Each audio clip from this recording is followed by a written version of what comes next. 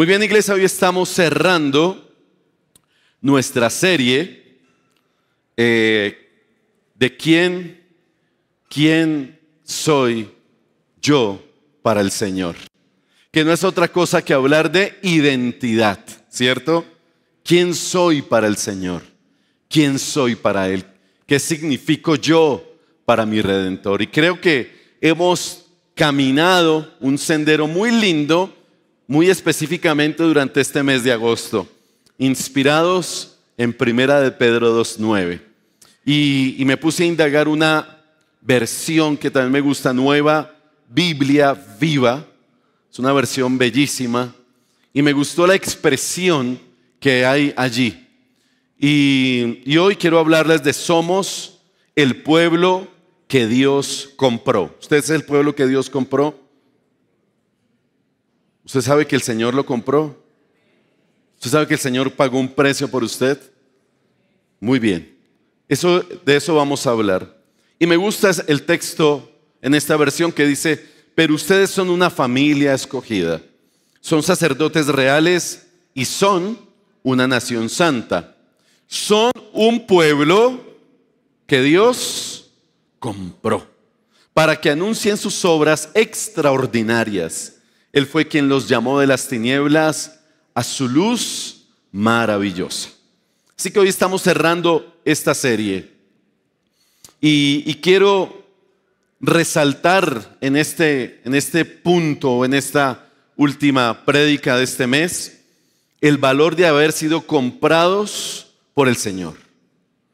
Porque es posible, iglesia, y es un peligro que corremos, que con el pasar de los días, de los meses y de los años, aunque estemos en el Evangelio, se nos enfría el corazón y se nos olvida lo que significó y lo que sigue significando el hecho de que tú y yo fuimos comprados por nuestro Señor a precio de sangre. ¿Sabe qué sucede? Que nos vamos acostumbrando a ese hecho y lo contamos como un hecho histórico, pero no es solo un hecho histórico. La muerte de Jesús es un hecho sobrenatural, único e irrepetible, que transformó y cambió la historia en dos. Por eso, aún en las fechas, cuando hay referencia de fechas, se dice antes de Cristo, después de Cristo, porque ese es un hecho que transformó y cambió la historia del mundo entero. Y sobre todo, nos transformó a cada uno de nosotros. Esa noticia maravillosa nos cambió la vida, iglesia.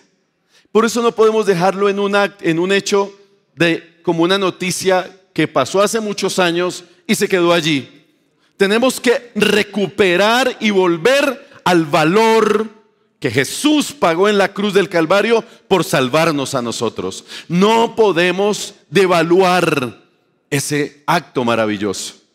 Se puede devaluar todo: el carro, la casa, el peso, hasta el dólar, el euro, que se devalúe todo, pero jamás el acto maravilloso de Jesús en la cruz del Calvario. Por el contrario, deberíamos trabajar constantemente por darle el valor que merece en nuestra vida y a nuestro alrededor. Por eso me pareció glorioso hoy pensar en que yo fui comprado por mi Señor a un precio muy alto. Y no lo puedo dejar en una información del pasado, porque tiene que ser un acto vivo, poderoso, que me transforme todos los días, que encienda la llama, la pasión, el deseo de adorar, de agradecer, de honrar la vida de mi Señor y de vivir para Él. Que no se nos pierda la pasión. Me encanta esa canción. Que nunca deje de sonar esta canción de libertad. Que haya pasión en nuestro corazón por nuestro Señor. Hoy hay tantas pasiones. La gente tiene una pasión por los artistas, por los deportistas, por tanta cosa. Y está bien, el Señor nos regaló esa emoción, esa posibilidad de expresarlo. Pero iglesia, para nosotros, nuestra pasión debe ser nuestro amado Señor Jesús. Y su muerte en la cruz del Calvario debe hacer palpitar nuestro corazón. Pero entonces, ¿qué significa eso de que Jesús, de que el Señor me compró a precio de sangre? Lo que no se nos puede olvidar, lo que no se nos puede olvidar, primero, no se nos puede olvidar que antes éramos esclavos. Que antes éramos, ¿qué? Esclavos. No se nos puede olvidar que antes de que Jesús muriera en la cruz, de que antes de que el Señor pensara en nosotros y nos rescatara, éramos esclavos. La Biblia dice que antes pertenecíamos al reino de las tinieblas. ¿Se acuerdan? Lo leímos en Pedro. Antes ustedes eran del reino de oscuridad, de las tinieblas. Vivíamos bajo el dominio del pecado. Antes éramos esclavos porque nuestro anterior dueño, teníamos un dueño antes, ¿sabían? Ese dueño del que no queremos saber nada. Éramos dueños, o mejor, éramos esclavos del dueño de las tinieblas y del pecado, y estábamos sometidos a todo tipo de maldad. Esa era nuestra realidad. Romanos 6:17 dice: antes ustedes eran esclavos ¿de qué? Del pecado. Pero, acuérdense de esos peros que aprendimos pedagógicamente hace una semana, que son puntos de quiebre, ¿cierto? Pero, gracias a Dios, ahora, es decir, hoy, en el presente, obedecen de todo corazón la enseñanza que les hemos dado. Ahora, ¿qué son?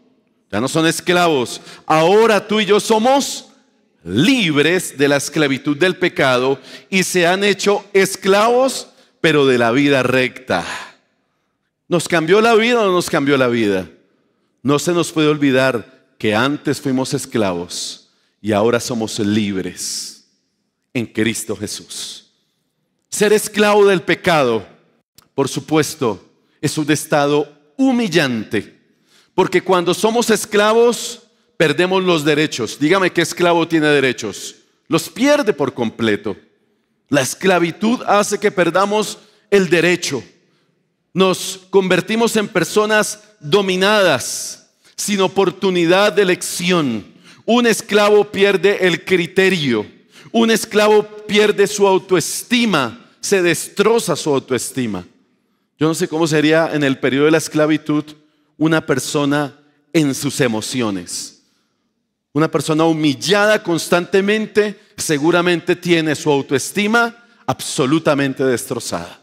La esclavitud trae eso, humillación.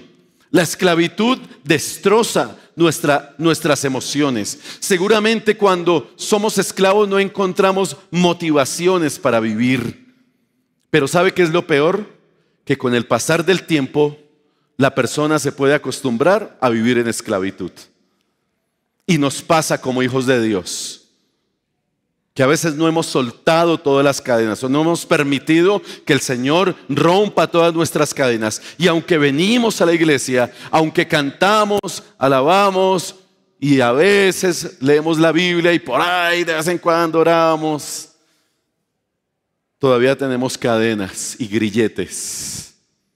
Y andamos atados y amarrados y nos acostumbramos a vivir en esclavitud, cuando el Señor ya nos ha llamado a libertad. No se nos puede olvidar, iglesia, que el Señor rompió nuestras cadenas, que nos ha dado libertad, y la libertad que nadie nos puede dar. Pero somos responsables de ser conscientes que somos libres y de hacer un buen uso de la libertad que el Señor nos ha dado. Porque entre libertad y libertinaje hay diferencia, ¿o no? Porque la libertad tiene límites. La libertad no es para hacer lo que se nos dé la gana. La libertad se trata es de no tener ataduras, de no tener mentalidad de esclavos, sino que se trata de vivir en la libertad que Cristo nos ha dado. Hoy te pregunto si tú realmente vives y disfrutas de esa libertad en Cristo, o sigues teniendo mentalidad de esclavo. ¿Se acuerdan del pueblo de Israel? Salieron de Egipto, pero en su caminar, en su lenguaje, en sus actitudes y conductas que evidenciaban que tenía mentalidad de esclavos, que se habían acostumbrado tanto a la esclavitud que ya la extrañaban y no aprovecharon la libertad que el Señor les estaba dando. Maná del cielo, codornices, protección en el día del calor, protección en la noche del frío, cuidado de Dios impresionante. Y lo único que pensaron fue en mirar atrás a Egipto y decir: ay, tan chévere que la pasábamos en Egipto, tan chévere que era vivir encadenados y con grilletes y con humillaciones. Se da cuenta que puede sucedernos que aunque estemos aparentemente en el camino, posiblemente todavía tengamos mentalidad de esclavitud, con grilletes y cadenas que no nos dejan crecer ni avanzar. Podemos venir a la iglesia y estar muy atados. Y se evidencia cómo en nuestro lenguaje, en nuestras conductas, en nuestras acciones, en nuestra falta de perdón, en nuestra falta de restauración, en nuestra falta de que se nos note en nosotros la presencia de Cristo. Se nota, iglesia. El lenguaje del esclavo es un lenguaje de amargura, es un lenguaje que evidencia que Cristo no es el Señor de su corazón, que hay esclavitud todavía. Nos podemos convertir en esclavos de manera sutil porque a veces justificamos nuestra esclavitud. Seguimos atados a las cosas de este mundo. Seguimos mirando a Egipto, atados a los pecados, y hasta suspiramos con nostalgia. Ay, esa vida pasada mía, tan bueno que yo la pasaba. ¿Has escuchado eso? Yo la pasaba tan bueno en esas rumbas. Eso me pegaba unas borracheras más buenas. Y me metía en unas peleas y unos tropeles buenísimos. Y la gente habla a veces con nostalgia. Eso es un lenguaje de esclavitud. El problema es que tenemos ataduras y esclavitudes modernas. Mire, fíjense que muchos son esclavos del trabajo. ¿Sabían eso? Esa es una esclavitud moderna. ¿Y cuál es la justificación? Como dijo el poeta y teólogo y filósofo, trabajar, trabajar y trabajar. ¿Y la Biblia qué dice eso? No repita todo lo que escucha por ahí, aunque sea de sus afectos. Yo le doy duro a todo mundo desde acá. Me dan papaya a los políticos y les doy duro. El Señor dijo que había tiempo para trabajar y tiempo para... El reposo es de Dios. Él creó el día de reposo. Yo era un esclavo del ministerio. Yo lo era. Y yo me sentía bien porque servía y trabajaba como un esclavo de domingo a domingo. Y yo salía satisfecho. Y el lunes hay que descansar, reposar, tomar aire. No, yo voy a trabajar en el nombre del Señor.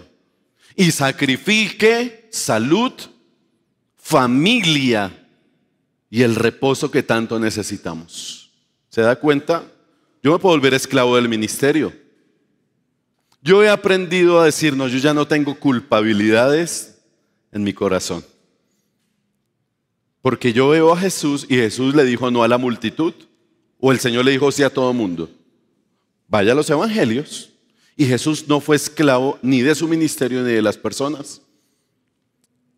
Había días en que Jesús ya estaba cansado y lo decía, no, estoy cansado, no doy más. Y la multitud, ven Jesús, ven para acá. Y solo querían volver una celebridad.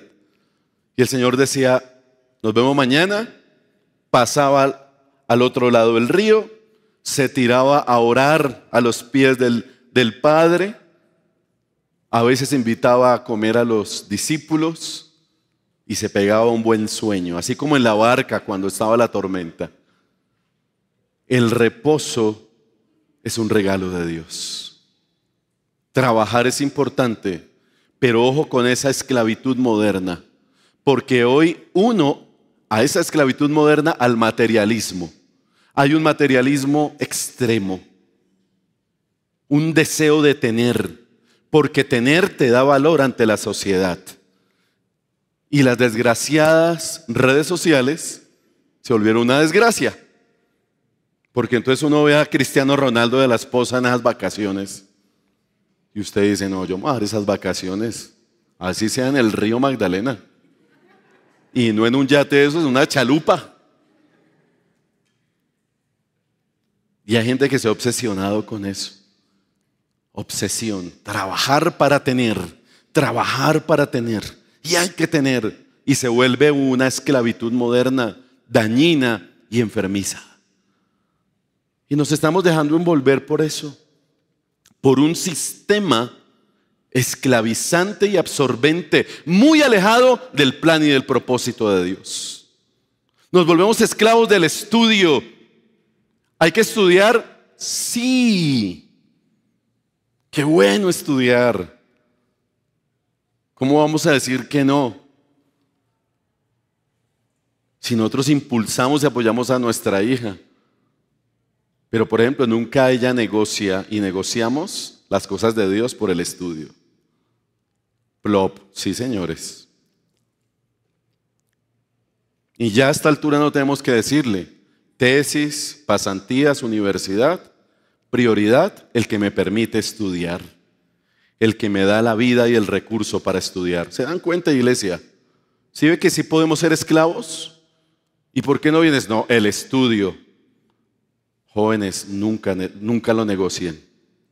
Nunca, se los digo de corazón, no lo negocien. Yo a estos chicos los admiro un montón. Y a muchos de ustedes. Jamás puede ser un pretexto. Ya haz algo de fuerza mayor, ok. Hay fuerza mayor. Pero no permitan que nada de las cosas de este mundo sean más importantes que mi vida de oración, que mi vida de servicio, que mi vida de iglesia. No permitan que nada los esclavice. Nada. ¿Y el estudio es malo? No es malo, es muy bueno. Pero esa frase de 3 pesos mandada a recoger, estudie para que sea alguien en la vida, nunca vuelva a repetir eso. A usted el estudio no le da el valor como persona, el valor ya se lo dio Dios al morir en la cruz del Calvario. Estudie, claro, prepárese, qué bueno. Hay que hacerlo. Y nosotros lo hacemos desde la pastoral también. Nos preparamos. Pero nada de eso puede sustituir el espacio de Dios. Eso nos está esclavizando. Puedo tener un listado. La tecnología nos está esclavizando. El culto al cuerpo ni se diga. Estamos en la moda fit. Uno dice cuidémonos, alimentémonos bien, hagamos deporte, pero hoy ya está al extremo. Tengo que verme como Cristiano Ronaldo. Y para mí eso sí ya está muy difícil. Y las mujeres como Georgina. ¿Cierto? No, mano. Cuidémonos, claro. Agüita en vez de Coca-Cola, ¿dicen amén? Es difícil a veces, pero esto es más saludable. La apariencia, el estatus, muchas esclavitudes modernas. El problema no está en estudiar, no está en trabajar, sino en la esclavitud que eso me puede generar. Y cierro con este versículo que creo que lo dice todo. Primera a los Corintios 6:12 dice: ustedes dicen que se me permite hacer cualquier cosa. Tenemos esa libertad. ¿Se da cuenta? Hay libertad. Pero no todo nos conviene. Increíble, ¿cierto? No todo nos conviene. Y aunque se me permite hacer cualquier cosa, esa última frase es la clave, iglesia. No debo, ¿lo estoy tapando? La última. No debo volverme, ahí está la clave, de nada, y lo voy a agregar, de nadie. Por eso en esta iglesia todos somos iguales. La iglesia pierde el sentido cuando deja de ser familia para convertirse la iglesia en esclavos del pastor o del líder. Yo no creo en el liderazgo controlador. De hecho, lo aborrezco por completo.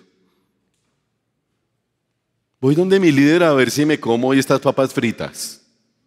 Voy donde mi líder a ver si me caso o no. Voy donde mi líder a ver si hoy me acuesto para la izquierda o para la derecha. Yo he escuchado gente así. Voy donde mi líder, mano, su líder es Dios. Pregúntele a Él. ¿No está de más un consejo? Sí, pero no una esclavitud. Que eso es diferente. Usted y yo tenemos criterio, autonomía de parte de Dios. No se le olvide, usted y yo ya no somos esclavos, somos libres para adorar al Señor.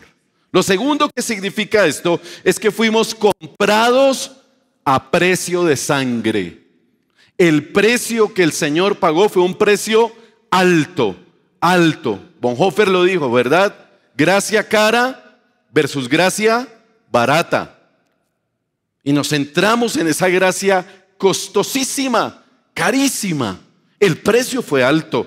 Es el precio más alto que se ha pagado por salvar a quienes verdaderamente éramos culpables, porque realmente no éramos inocentes. Por cuanto todos pecaron, están destituidos ¿de qué? De la gloria de Dios. Todos pecamos, todos. Yo nací en un hogar cristiano, pecador también, bienvenido. Porque yo crecí gran parte de mi vida pensando que yo era un santo no pecador. Porque nací en hogar cristiano, mi papá pastor, vivía en la casa pastoral. O sea, yo era un santo. No decía groserías, no sabía bailar, todavía no sé. Era tan santo que parecía atulampado. Sí, llegué a sentirme como así, como un bicho raro, como una persona insegura. Hasta que tuve un encuentro personal con este Cristo maravilloso. Y me cambió la mentalidad porque era un religioso. Eso es una esclavitud, la religiosidad. Pero mi Señor me compró a precio de sangre. Primera de Pedro 1, 18 y 19. Pues ustedes saben que Dios pagó un rescate para salvarlos de la vida vacía que heredaron de sus antepasados. No fue pagado con oro, escuchen bien, no fue pagado con plata, los cuales pierden su valor, sino que fue con la preciosa sangre de Cristo. ¿Con qué? Con la preciosa sangre de Cristo. No fue cualquier sangre, una sangre ¿qué? Preciosa, valiosa, única, dulce, tierna, compasiva, misericordiosa, sangre de Jesús. ¿Sí ve que nos falta pasión? Sí, el Señor me lavó con su sangre. No, si usted me dice eso, yo no le creo. Esa sangre fue preciosa, valiosa, sobrenatural, tierna, póngale todos los adjetivos que le ocurran. Todo eso maravilloso. Su preciosa sangre me compró, me lavó. El Cordero de Dios que no tiene pecado ni mancha. Mi Señor que se aguantó todas las tentaciones por amor a mí. Todas. Fue tentado ¿en qué? En todo. Y solo la sangre de un Cordero santo, puro, limpio, perfecto, podría salvarte a ti y podía salvarme a mi iglesia. No podía ser un sacrificio con pecado, ni con mancha. Tenía que ser un sacrificio perfecto, limpio, impecable. Y ese fue mi Señor Jesús. Por ahí dicen, y dicen los papás, que lo que no nos cuesta, hagámoslo fiesta. ¿Y es así o no es así? Yo creo que hay mucha razón en esa expresión. Partamos del hecho de que nada es gratis en la vida. Alguien ha pagado por eso que usted está disfrutando. Por eso cuando dicen tal evento es gratis, no, alguien pagó. Alguien pagó, en algún momento alguien pagó. Alguien hizo un esfuerzo, nada es gratis. Alguien lo hizo. Por eso ese cuento de que venga que es gratis, no, alguien, para usted será gratis, pero alguien tuvo que haber subsidiado eso que usted va a disfrutar. Por eso es importante partir de ese hecho. Si bien usted y yo somos salvos por gracia, gratis, por misericordia, porque así fue, es porque el precio lo pagó el Señor en la cruz del Calvario. Esa gracia es una bendición para nosotros y no podemos hacer nada porque es un favor inmerecido, pero el precio lo pagó mi Señor. A eso voy. El precio fue precio de sangre, alto, no con oro ni con plata, porque el oro y la plata y los dólares y los euros se devalúan, se desgastan, se dañan. ¿No se dan cuenta cuando fueron a buscar tantas huacas post-narcotráfico? Y abrían esas canecas y eran dólares podridos, deshechos. Porque todo pasa, iglesia. Nos deslumbramos tan fácil. Pero mire, deberíamos deslumbrarnos con esta gran noticia. Por eso no deberíamos tomar con tanta superficialidad esta verdad. El sufrimiento de Cristo fue extremo. El dolor que llevó sobre sí fue insoportable. Dolor físico, dolor emocional y espiritual. Comprometió toda su vida en todo el sentido de la palabra, la totalidad del ser, de la persona comprometido por amor a nosotros. Y no se trata de que cuando yo les diga esto nos dé pesar con el Señor. Ay, qué lástima el Señor, citico. Tenemos esa mentalidad y la tradición nos ha llevado a eso, ¿no? Y vemos las películas en Semana Santa y nos conmovemos. Ay, pobrecito el Señor. Y lo vemos con una actitud lastimera. Y no se trata de desbordar esos sentimientos de pesar. Más bien, cuando pensemos, veamos y seamos conscientes de este sacrificio, de ese alto precio pagado en la cruz, eso debería llevarnos y conducirnos a una especial admiración. No a un especial pesar o lástima, sino a una especial y grandiosa admiración por el Señor. Señor, no me das pesar. Cada vez que pienso en la cruz, te admiro más. Me sorprende más tu amor. Señor, no concibo, no comprendo tanto amor, pero ese amor me inspira, me apasiona. No veo al Señor con pesar, sino con admiración por su grandeza, por su valentía, por su amor. Pero también ese hecho me lleva a un compromiso de reconocer su señorío sobre mi vida. Lo admiro, y esa admiración, ¿a qué me lleva? A decir, Señor, no solo te admiro, sino que el hecho de que tú pagaste un precio en la cruz me lleva a reconocer tu señorío sobre mi vida, porque quien fue crucificado en la cruz fue el Rey de Reyes y el Señor de Señores. No fue cualquiera, fue el Rey del universo. Y ante ese Rey y ante esa cruz, ¿qué nos queda? Humillarnos, iglesia. Humillarnos con admiración, humillarnos con respeto, con gratitud y con el compromiso de aceptar y reconocer su señorío sobre nuestra vida. Yo creo que debemos ejercitar todos los días el hábito de ir ante la presencia del Señor y ante la cruz y recordar el día que nos encontramos con Él para humillarnos y que no se nos seque el corazón, porque se nos seca, se nos vuelve religioso, nos ponemos duros de corazón, se nos cauteriza el corazón y nos acostumbramos a ser lavados con la sangre de Jesús, pero no le damos esta profundidad y este valor. Yo espero estar haciéndome entender, espero lograr hacer de esta prédica hoy algo práctico y a la vez profundo, porque la iglesia no puede perder su sentido cristocéntrico. La iglesia no puede perder su sentido. La iglesia no es un lugar de entretenimiento. La iglesia es un lugar en la que nos encontramos como familia de Dios, alrededor no del pastor, no de ninguna celebridad, sino alrededor de Cristo Jesús, de su sacrificio en la cruz del Calvario. Si perdemos eso de vista, nos estamos desviando, iglesia. Por eso hay que volver a la cruz todos los días y hacer ese ejercicio ante el Señor. Y eso nos va a despertar esa admiración. Señor, te admiro, te admiro. Eres lo más grande, lo más glorioso. Acepto tu señorío sobre mi vida. Y eso sería otra predicación.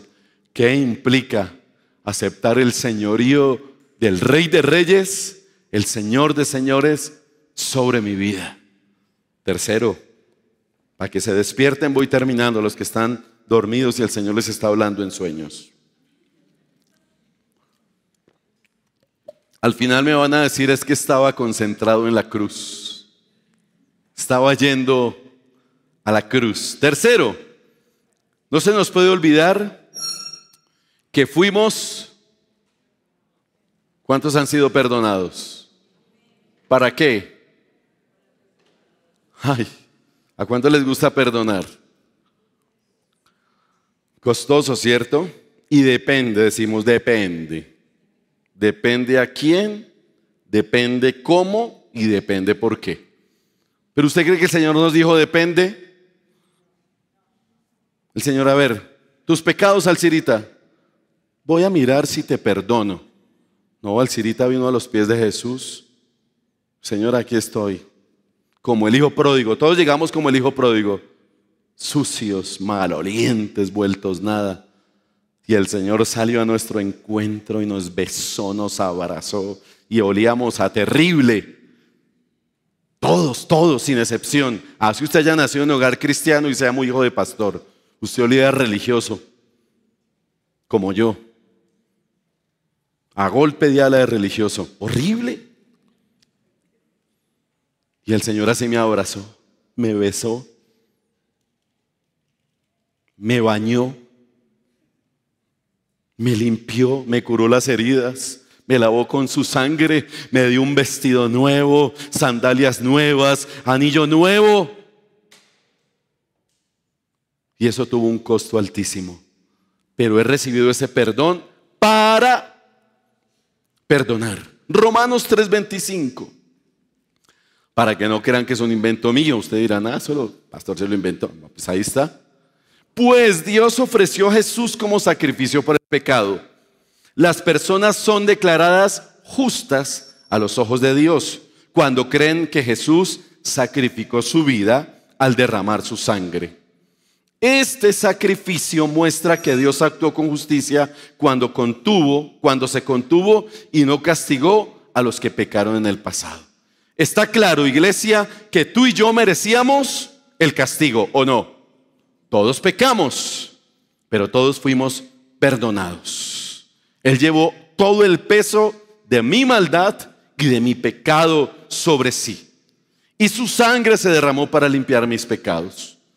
Mis faltas eran muchas. Mis faltas eran graves, muy graves, pero aún así me perdonó y me sigue perdonando. No solo una vez, me sigue perdonando.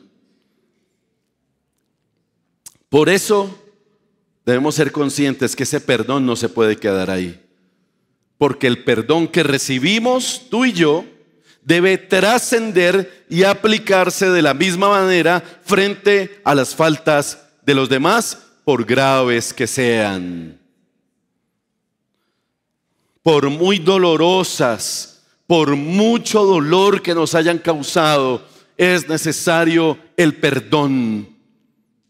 ¿Cuántas veces debo perdonar a la persona que me ofende? Le preguntaron al Señor, y el Señor, ¿qué respondió? 70 veces 7. Lo que estaba diciendo era, no hay fin. Ese es un número indeterminado. Indeterminadas veces. ¿Te ofendió la esposa? Perdónala. ¿Te ofendió el esposo? Perdónalo.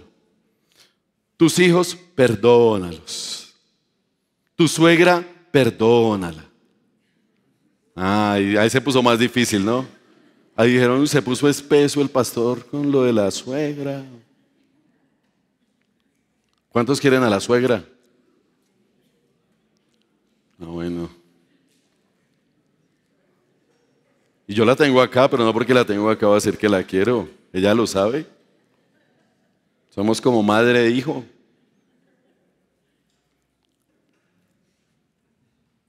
Perdonar.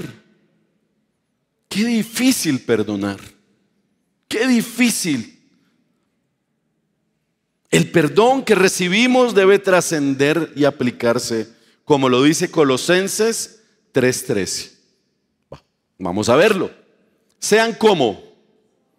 ¿Cuántos comprensivos hay aquí?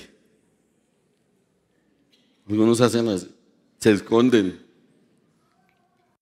Comprensivos, pero con las faltas de los demás. Ojo, somos muy poco comprensivos cuando el otro se equivoca, pero somos buenos justificando nuestro error. Fácil. Yo me defiendo con uñas y dientes, papá, y justifico. Es que yo soy así por su culpa y reaccioné por su culpa. ¿No es así? Pero mire lo que dice la Biblia. Ojo, sean comprensivos con las faltas de los demás y perdonen a algunos, los que les caen bien. No. Y perdonen a todo el que los ofenda. Fácil, ¿cierto? O sea, ¿qué hacemos? Recuerden que el Señor, ¿qué dicen? Vea el ejercicio. No pase ninguna palabra en la Biblia, se lo suplico. Vea el ejercicio de recordación. Recuerda tú que fuiste un pródigo. Recuerda que el Señor los perdonó a ustedes. Recuerden que el Señor te perdonó. Recuerda que el Señor te perdonó. Recuerda que el Señor te sigue perdonando. Y si hoy te equivocas, vas a los pies de la cruz y el Señor te vuelve a perdonar. Recuérdalo. Así que ustedes deben perdonar a otros. ¿De qué manera? Como Él me perdonó a mí. ¿Qué tal ese nivel de perdón? Es que no lo llevamos allá, vuelvo a decir. La cruz, ay, gracias por morir por mí, pero odio a medio mundo. Eso es incoherencia. Odio al uribista y el otro al petrista. Y nos sentamos y alabamos a Dios. Por eso no sigan políticos, sigan a Cristo. De verdad. ¿Qué tal este reto que tenemos? La muerte de Jesús debe trascender al perdón. Perdonar no es fácil, pero no podemos esperar a sentir perdonar o pedir perdón. ¿Sabían eso? El texto no dice, cuando sientas perdonar al otro, si lo sientes, hazlo. Ahí está siendo imperativo. Perdonen a otros como el Señor los ha perdonado a ustedes. No si sienten, perdónenlos, porque ese es el sello, uno de los sellos del Evangelio. Punto. No hay opción. Uno no sabe si se muere hoy. No deje cuentas pendientes. Que yo he escuchado tantos casos. Ay, si yo le hubiera pedido perdón. No, ya el muerto no, el que quedó vivo. El otro dará cuentas a Dios. Yo no sé cómo será ese rollo allá. Por lo menos el vivo, no sé, haga un rito de pasaje de alguna vaina ahí. Pero complicado. No deje cuentas pendientes. Perdone. ¿Qué nos cuesta? No podemos esperar sentir. Es un mandato de Dios. Porque la falta de perdón amarga el corazón, ¿o no? Hace que lastimemos y despreciemos a otros. Pero quien perdona, sana el corazón del ofensor y lo deja en libertad. Pero también sana su corazón y queda en libertad. Quien perdona es multiplicador de la gracia de Dios. Qué lindo. Si yo perdono, estoy multiplicando la gracia. Porque de gracia recibí, de gracia doy. Te pregunto si hoy necesitas perdonar a alguien. Piénsalo. Tienes una lista, usted dice, la lista es larga. Necesitas perdonar a alguien. Quizá la amargura te está consumiendo. Quizá justificas tu rabia y tu dolor. Y tienes todas las razones, no te estoy quitando las razones, ni estoy invalidando tus sentimientos. ¿Se vale sentirse ofendido? Sí. ¿Se vale sentirse mal? Sí. Claro, porque son sentimientos. Y todos tenemos derecho a sentirnos ofendidos por A o B circunstancia. Pero lo que no se vale es que nos quedemos con eso ahí y se produzca una raíz de amargura en el corazón. Y termines despreciando a otros por tu condición y tu situación y consumiéndote en esa rabia. No sigas cargando con ese peso. Perdónate incluso a ti mismo, porque a veces cargamos culpas y autocondenación. Y si no perdonamos a otros, ¿con qué cara vamos a pedirle perdón a Dios? ¿Con qué cara? Señor, perdóname, pero es que no soporto. Iglesia, estamos retados. La sangre de Jesús fue el alto precio que Él pagó por salvarnos. Yo te digo, iglesia, hoy, no pisoteemos la sangre de Cristo. No la pisoteemos más. No la subvaloremos. No la tengamos en poco. Yo creo que es el momento de volver a la cruz, de volver al lugar en donde nos encontramos con el Señor. Y yo te invito para que en esta hora, en esta primera parte, ahí sentadito, vas a pensar en estas tres cosas que hoy hemos hablado. Lo primero, que antes eras esclavo, ahora eres libre. Lo segundo, que fuiste comprado a precio de sangre, a un alto precio. Y lo tercero, que el Señor te ha perdonado para que perdones a otros. El reto aquí es: amen a sus enemigos y bendíganlos. Y hoy necesitamos hacer esta palabra real en nuestro corazón. Quizá necesitas desarrollar esto en tu casa, en tu familia, en tu círculo de amigos, en la misma iglesia. Pero el día es hoy. Suena proverbio, pero es verdad. No dejes para mañana porque si lo dejas para mañana, quizás sea tarde. Lo que puedes hacer hoy, hazlo en el nombre del Señor. Por eso, sentaditos, reflexionando, vamos a cantar esta canción. Ahí va a estar la letra. Cantémosla juntos y luego vamos a ir a la mesa. Yo hoy libro mi responsabilidad.